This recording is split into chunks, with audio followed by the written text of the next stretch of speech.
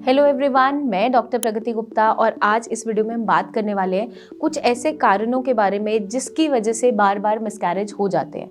तो अगर आप भी रिकरेंट मिसकैरेजेस फेस कर रहे हैं तो कुछ ना कुछ ऐसे रीज़न ज़रूर मिलेंगे जिसके कारण से ये हो रहा होता है।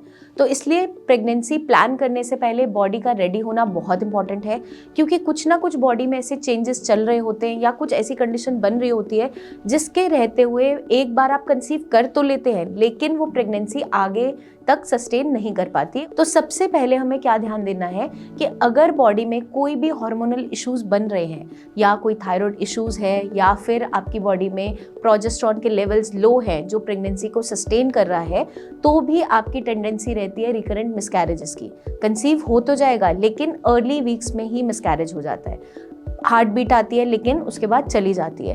तो ये जो अर्ली मिसकैरेजेस है ये कई बार ये भी देखने को मिलता है कि कुछ ना कुछ विटामिन्स की डेफिशिएंसी से भी होता है। तो अगर विटामिन डी आपकी बॉडी में डेफिसिट है, फोलिक एसिड की मात्रा कम जा रही है, तो भी आपकी बॉडी में ऐसी टेंडेंसी बन जाती है कि प्रेगनेंसी सस्टेन नहीं हो पा रही होती है। उसके अलावा अगर आपकी यूट्रस के अंदर इतनी स्ट्रेंथ नहीं है प्रेगनेंसी को सस्टेन करने की, कोई यूट्राइन फाइब्रॉइड्स हैं, पॉलिप्स है या यूट्रस तक ब्लड फ्लो अच्छा नहीं जा रहा, तो भी प्रेगनेंसी सस्टेन नहीं कर पाती।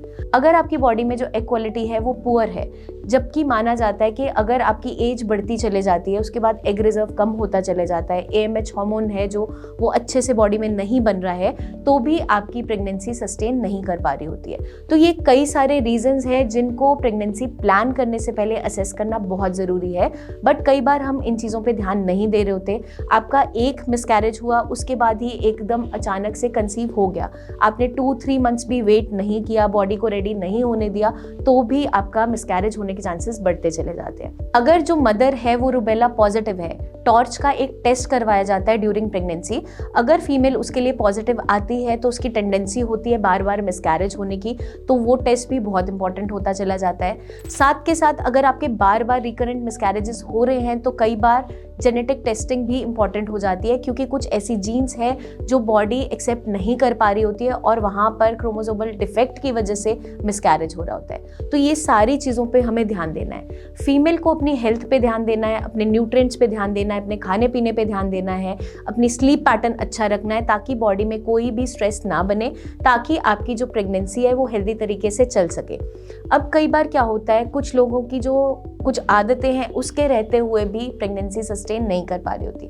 अगर आप क्रॉनिक स्मोकर हैं या अल्कोहल का इंटेक बहुत ज़्यादा रहता है तो वहाँ पे भी प्रेगनेंसी सस्टेन नहीं हो पा रही होती है। तो हमें इन सारी चीज़ों को ध्यान में रखते हुए चलना है।